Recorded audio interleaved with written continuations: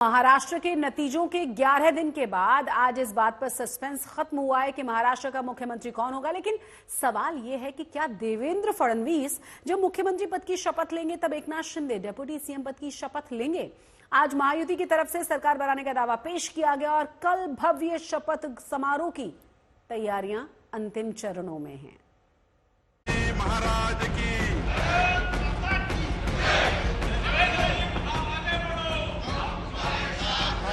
माता की, भारत माता की।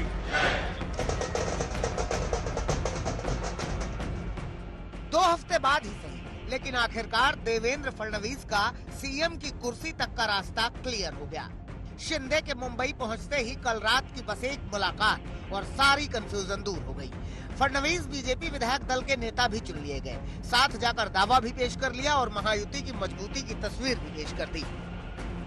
सुबह जब बीजेपी के विधायकों की बैठक शुरू हुई तो दिल्ली से पहुंचे पर्यवेक्षकों निर्मला सीतारमण और विजय रूपाणी की मौजूदगी में ऑन कैमरा सारी प्रक्रिया हुई। पहले विजय रूपाणी ने प्रस्ताव मांगा। जो वरिष्ठ लोग हैं वो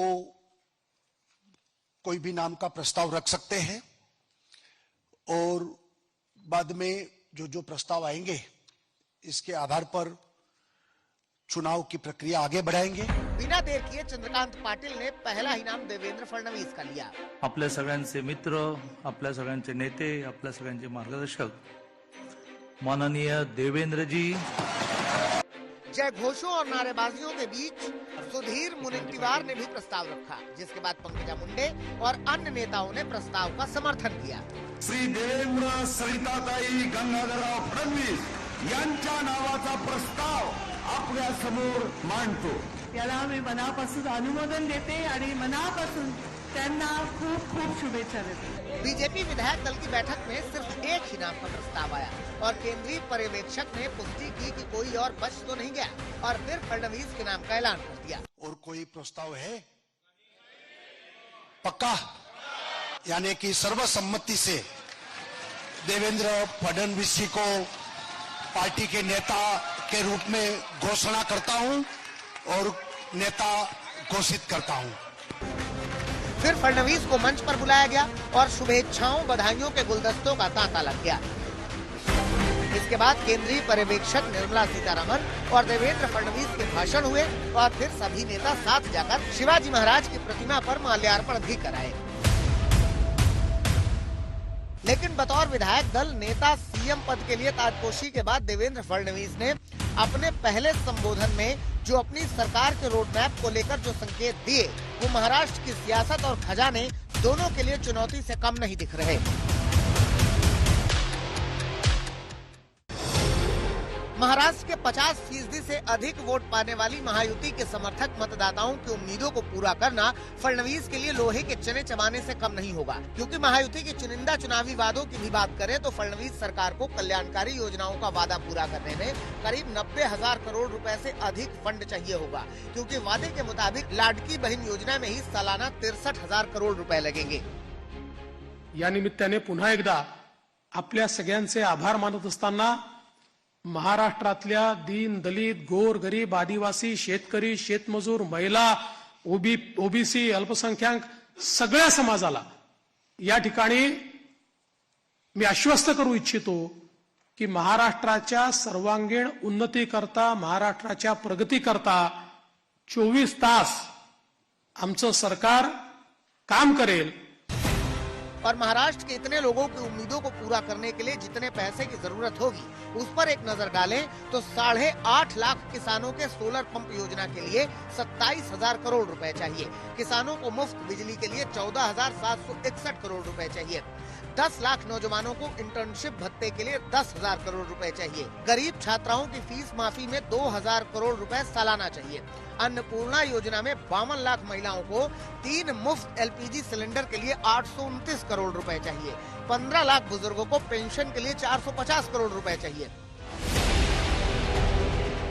और महायुति के टॉप 10 चुनावी वादों के खर्चों का हिसाब लगाया जाए तो फडणवीस सरकार को करीब 1 लाख करोड़ रुपए अतिरिक्त चाहिए होगा, जबकि खजाने की हालत ये है कि सालाना 6,12,293 करोड़ रुपए कुल खर्च है। घाटा 20,051 करोड़ रुपए और राज्य पर कर्ज है 6,61,000 करोड़ रुपए, जो 2019 के 4,37,000 करोड़ के मुकाबले 66% बढ़ चुका है। ऐसे में 1 लाख रुपए अतिरिक्त जुटाना फडणवीस सरकार के लिए आसान नहीं होगा।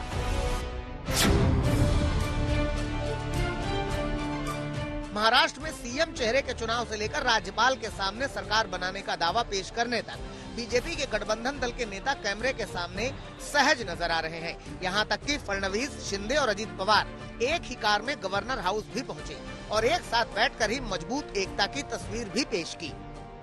मैं आभार व्यक्त करना चाहता हूं आदरणीय मुख्यमंत्री एकनाथ शिंदे जी का। एकनाथराव शिंदे जी ने शिवसेना के अध्यक्ष के तौर पर और शिवसेना के लेजिस्लेचर पार्टी के प्रमुख के तौर पर महाराष्ट्र के मुख्यमंत्री पद के लिए मेरे नाम की सिफारिश का पत्र दिया है। महायुति ने पर्दे के आगे अपनी मजबूती की तस्वीरें बार बार दिखाई हैं, लेकिन पर्दे के पीछे गठबंधन की ये दोस्ती साधे रखना फडणवीस के लिए आसान नहीं होगा। मिसाल के तौर पर आजाद मैदान में जहां शपथ होनी है, वहां की एक तस्वीर देखिए। इस पूरे परिसर में जो तैयारियां शुरू है और बीजेपी के राज्य के सभी नेता इस तैयारियां में जुटे हुए थे, लेकिन यहाँ पर बीजेपी का या फिर एनसीपी अजीत पवार गुट का एक भी पोस्टर नजर नहीं आ रहा। हालांकि उनके लिए अब जगह ही नहीं बची है। आपको दिखा दे कि यहाँ पर सभी जगह जितने पोस्टर्स दिख रहे हैं, उन सभी पोस्टर्स पर सिर्फ और सिर्फ एकनाथ शिंदे स्वागत उत्सव कर रहे हैं।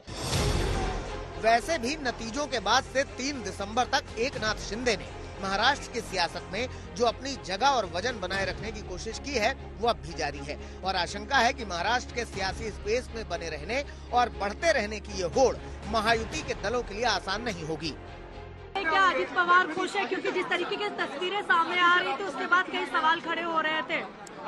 बाकी तस्वीर को देखिए, उसके अंदर पढ़ने की जरूरत नहीं है और इसके कारण महायुति के सभी लोग, महाराष्ट्र की जनता ने दिए हुए आशीर्वाद के कारण हर्षोल्लासित है, आनंद में है। हमारी सरकार आ रही है, उसका उत्साह है। वैसे भी बीजेपी पहले कह चुकी है कि अगला विधानसभा चुनाव आने तक बीजेपी महाराष्ट्र की सियासत में अकेले चलेगी। ऐसे में घटक दलों की राह मुश्किल होगी और वो हालात सभी साथियों के लिए चुनौतीपूर्ण हो सकते हैं। ऋत्विक भालेकर के साथ साहिल जोशी, मुंबई, आज तक।